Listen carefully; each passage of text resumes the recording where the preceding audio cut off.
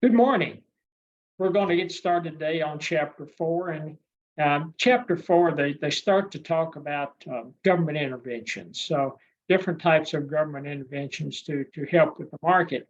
But first, I want to go back to and just kind of review where we've been, trying to build your toolbox, chapters 1, 2, and 3.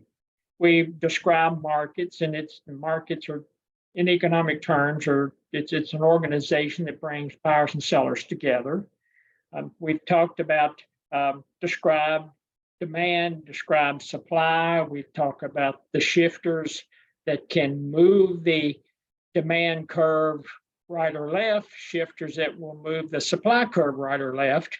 And all other things equal, I think we've finally decided that price, in most instances and with most goods and services, is the unique driver that changes and helps shift those curves as much as anything else. When we're talking about the demand curve, we're talking about consumers. And with consumers, we're talking about optimizing utility. And if you go back to, I think maybe it was chapter 2, I can't remember exactly, but the three differentiators, and when we're talking about economic thought, we're talking about opportunity cost. We're talking about,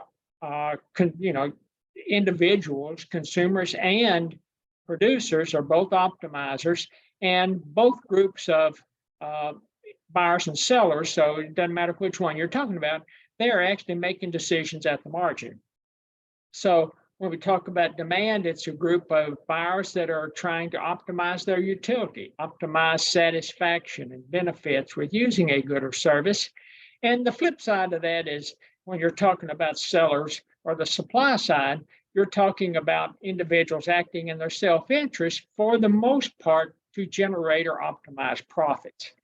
And if you didn't take anything from, and I think it was chapter 3, at the very tail end of that chapter, there's a little 2x2 in there that helps you understand shifts in both the supply curve. Does it shift down to the right, or does it shift up to the left? And the demand curve, does it shift up to the right or down to the left? So, and if they both shift in the same direction, so supply goes to the left, demand goes to the left, you're going to get a decrease in quantity, but you're not really sure about what's going to happen to the price. It'll change, but you have to almost work with the curves to figure out what that change will be.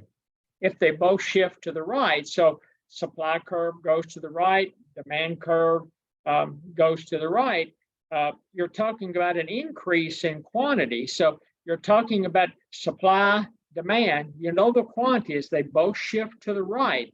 That quantity is going to increase, but you're not really sure about the price.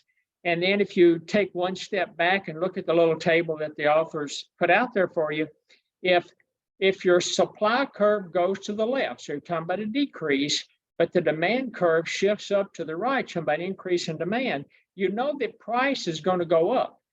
Fewer goods are provided, more goods are wanted. Price will go up. You just don't know what that's going to do to the quantity until you start shifting and playing around with those curves.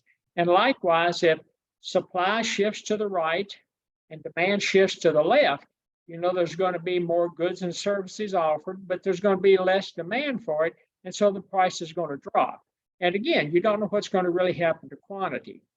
And in those instances where you're not really sure what's going to happen to quantity or what's going to happen to price, as these curves shifts in different directions, it's going to depend on the magnitude of that shift. So if one curve shifts more than another, it's going to have a bigger increase or bigger impact on either price, if we don't know what the price impact is, or the quantity, if we don't know what the quantity impact is. So keep in mind that little 2x2, and I think it's going to help us as we go forward, and definitely help you build on that toolbox. And so that's one of the things you kind of want to keep in your back pocket. Keep in a notebook somewhere. Maybe if you buy the textbook, you can take it, make a copy of it, paste it right to the front inside cover of that textbook, because I think that all other things equal, again, ceteris paribus, keeping all other things equal, all other things unchanged, price and quantities are going to be the huge impacts and drivers that are going to will result either in the shifts of those curves right or left. So again, 2x2, great little tool. It's something you probably want to keep in your back pocket. As we start into chapter 4, they start talking about economic models. And economists love economic models. It helps them to explain what's going on around us, predict how markets will respond to certain events, and prescribe solutions to, at least from either a policy perspective or the economist perspective, what is perceived to be economic problems, inefficiencies in the marketplace. And that's where we're going to use these economic models. And as we start through this chapter, you'll see, especially when we get to the government intervention piece of the puzzle, the economic models are going to really be beneficial as we try to work through those issues.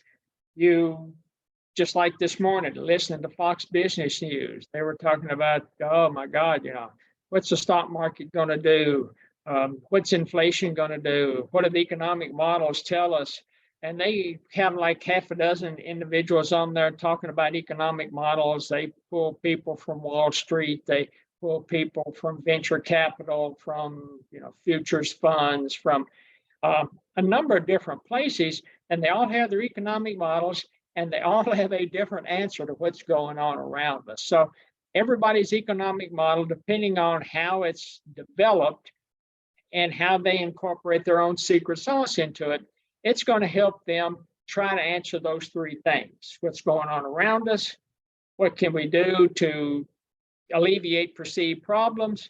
And what's going to happen to certain events going around among the world economy, especially, and also the economy here in the United States. So right now, I think they were talking this morning, even though it's not in the news as much as it has been, they were talking about the impacts of the war in Ukraine, what happens, with China and Russia, what's going to happen to stock markets as the Feds continue to play around with interest rates. So all of these models that these so-called experts have developed are trying to help them answer these three kind of broad topics.